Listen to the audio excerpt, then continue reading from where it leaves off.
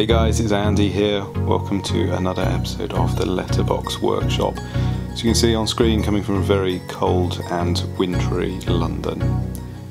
Now, for those of you that watched the video a couple of weeks ago I did on making an STC1000, I promised a quick guide on how to use the unit once you've built it. If you didn't catch the last video, I'll put a link below, and I'll make sure there's a link at the end of the video so that you can catch up on how to build one of these units should you like the look of it. It's just a quick 5-minute or so long video. It's going to give you an outline of how to use the unit, the basic settings, how to change the temperature, and how to change the upper and lower limits. So as you can see, at the minute the unit is varying between about 8.1 and about 8.3 degrees Celsius.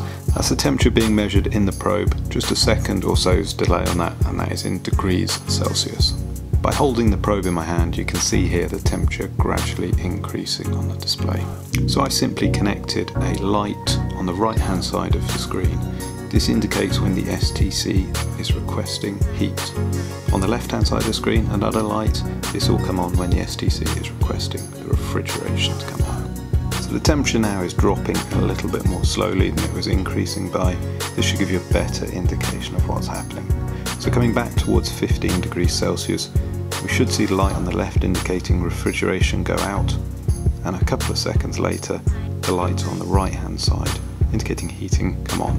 The LEDs on the front of the STC will show the corresponding heating or cooling. So here we see the refrigerator go off,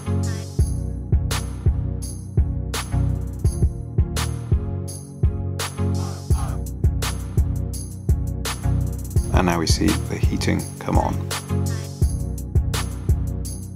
The unit's on-off button is the top left of the 4 on the right hand side. Simply hold it down for a couple of seconds to turn the unit off, and the same again to turn the unit back on.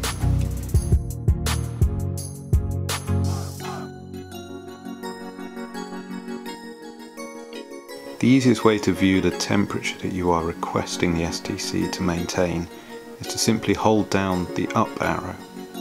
With this held, we can see the currently selected temperature of 15 degrees Celsius.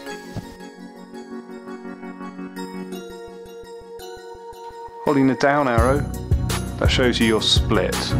I'll explain that in a second, but effectively that controls how many cycles your heating and cooling units are going to undertake by giving it a little bit of leeway, a bit of room to manoeuvre around your target temperature.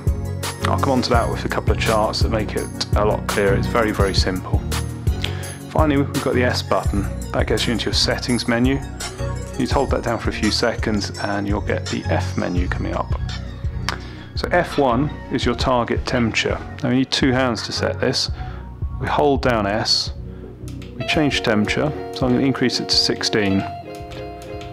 Still holding down the S button, release that when we're happy. Now at the minute that isn't saved, you need to hit the power button and that will save it.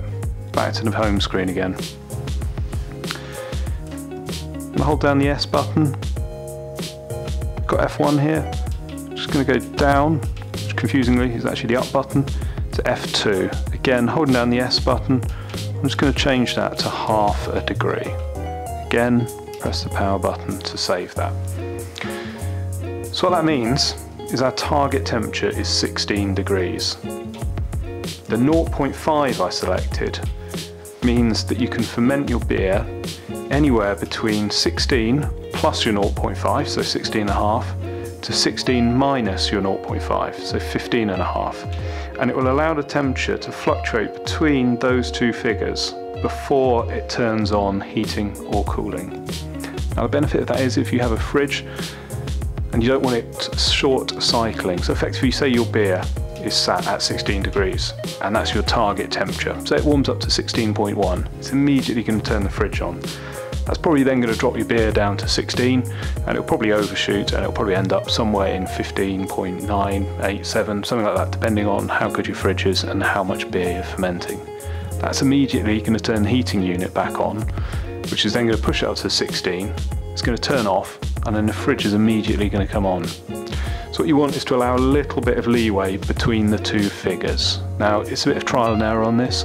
I tend to use about 0.5 degrees, maybe 1 degree Celsius. bearing in mind it will only be at the extremes of that temperature range for very short periods of time before the cooling or the heating move it back towards the middle. So the graph on the screen now shows you a little idea of this. First of all, showing you what happens if we have 0.5, and then showing you if we increase that to 1 degree. And as you can see, there's far fewer cycles being put in your fridge, which should extend the life of it. And also if you're in a small apartment like I was when I was brewing up until recently, there's going to be a lot less noise of that fridge coming on every 2 or 3 minutes. So a couple more settings that we need to have a look at on here. Holding down the S button again, we're going to go into S3. So that's a time that we can set up to preserve the life of the fridge. Again, it's to stop short cycling. So this is in minutes. This is telling us if the fridge comes on, it will stay on for a minute, irrespective of what happens to the temperature in the fridge. And again, it's to stop little blips being put through. Fridges work off a compressor, and they're very prone to damage if you short cycle and have them turning on and off repeatedly. So F3 allows us to change that. One last setting to look at. I'm going to go to F4, and this is our calibration. So when you get it, you want to put this temperature probe in some water that you know the temperature of accurately. I do this with a thermopen, and I just double check that the reading on my STC display matches the thermopen. If it doesn't, you can go into your F4 setting and correct it. So say for the minute we're at about 9.7 Celsius. If we test it with a thermopen and it turns out that the water is near 11 degrees, we can go plus 1.3, which then allows us to accurately reflect the temperature of our fermentation. Always worth checking these things. These probes do come out with a little bit of variation in them. They're not the most scientific things. Once you've got it calibrated, they are nice and accurate. So finally, I'm just going to show you our new cycle. Before, we were going a degree over and a degree below before the lights were taking any action. Now we've got 16 and we've got half a degree. So as we go up, we should see the lights turn off and then a shorter delay before the lights for the cooling come on. So again, just holding that probe there, temperature's increasing. It's at 16, heating's off, and the cooling has come on straight away. So coming down through 16 degrees, lights turned off, and at about 15.5 we should see the heating light come on, which it does. So there you have it. It is really that simple. If you've got any questions, please post them below. If you've liked the video, if you learned something from it, I'd be really grateful for any likes, and obviously, as ever, if you've enjoyed the content, please do hit that subscribe button below. Thank you very much.